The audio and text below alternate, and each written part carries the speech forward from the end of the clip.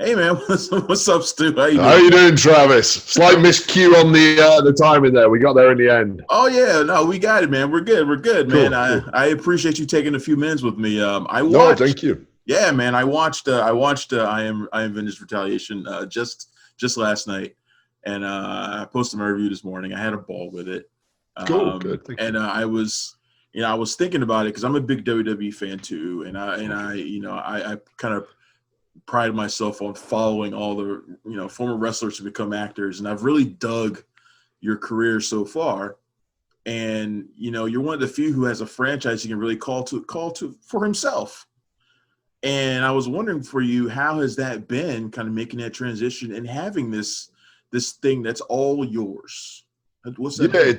it's been really cool. I mean, it was pitched to me just before I left WWE. The concept of I Am Vengeance, the first film, and the possibility of it becoming a franchise was pitched to me in probably 2015. Mm. It sounded great.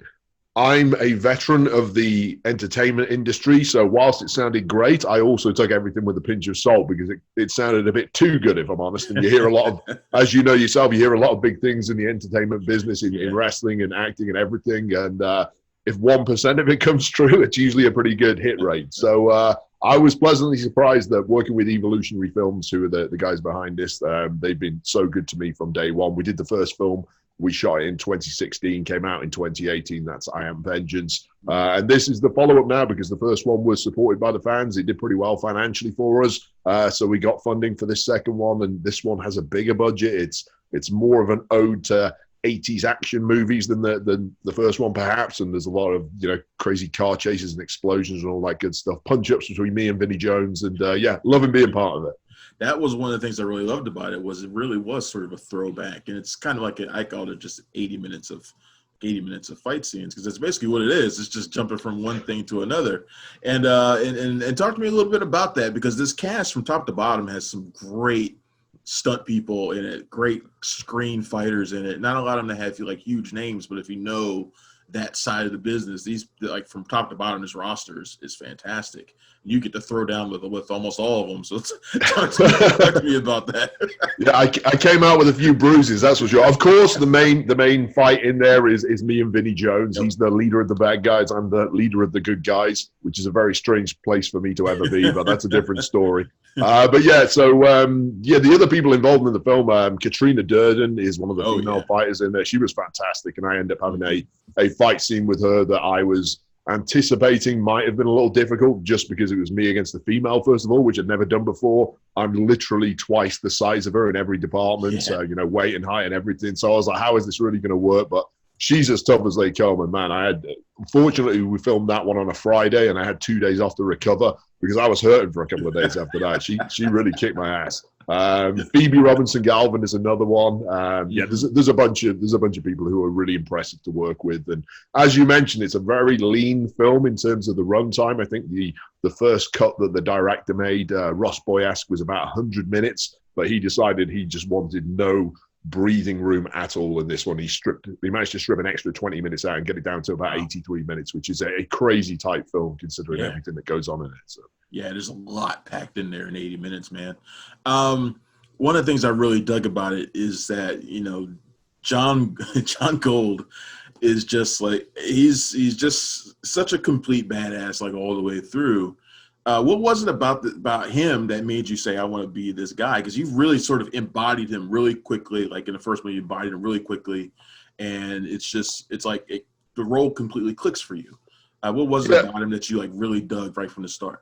well, first of all, my concern was that, okay, I'm not a good guy. In wrestling, anyone who has ever seen Bad me News play Barrett, the good man. guy role, he kind of got cheered, but let's face it, he was a bad guy getting cheered. He was being horrible. Everyone Yeah. loved it. Everyone thought it was funny, but I'm still the bad guy. I kind of feel that John Gold is a bit like Bad News Barrett in that deep down, he's really a bad guy. He's Right. not particularly nice to be around. He's not the baby kissing, handshaking kind of guy. He's more of a guy who just so happens to have a good heart behind everything he's doing. But he's mean. He's a badass. He's not there for the chat or anything like that. I can't recall ever smiling in two films. Yeah, I don't think It so. really, I don't know if I smile once in two full movies, and I'm the lead good guy, which is pretty wild now I think about it. But yeah, I mean, so I was drawn to that. I knew this was kind of an anti-hero kind of role. The first one especially is very dark. If you see that one, I Am Vengeance, it's a very dark film where my friends of my family have been murdered, and I'm going in solo to kick a bunch of ass and take a bunch of people out, and that's it. And there's very little I can bounce off. I'm simply one man on a solo mission to do that.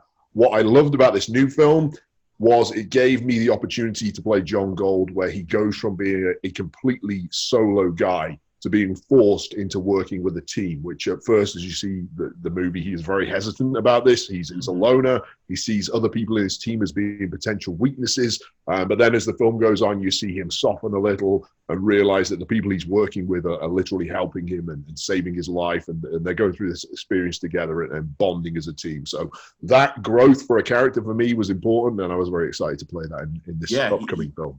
He does start to lean on them a little bit more, especially Lynch in the film. He starts to lean on them. Would you like to see assuming there's a next one, or should I say, hoping there's a next one? Would you like to see it be more of an ensemble again, or would you like to go back to solo ass kicking John Gold? You know, I'm good either way. I'll be honest with you. The first film, I think I had 20 fights on my own. This one, I think I still have 5 or 6, but there's other people who can help me out. So it does take the pressure off me a little when there's other people who can do some of the fight scenes. And it also adds to it in that the kind of things that Katrina Durden, who plays Jen Quaid in the film, can do in a fight scene are the complete 180 of what I would do. So it gives a bit more variety in the fight scenes. I'm all about big man, pick people up, throw them around, use my power, use my strength. Yeah, you got a couple wrestling moves in there, man. I think I saw. I like to throw. I know my crowd. I know the kind of people who are going to be watching this, and I know they're going to like a couple of things here and there. And I haven't thrown a bull hammer yet in a movie. That's going to be. I was waiting for that. And I hadn't seen it yet, and I was like, when's he going to do it? And he hasn't done it. Yeah, it's always potentially in there. I actually in 2015 I did a film called Eliminators where I played the bad guy in that one. It was a WWE Studios film, and I did Sheamus's brogue kick in one of the fight scenes, and so that's kind of cool. Like now that I'm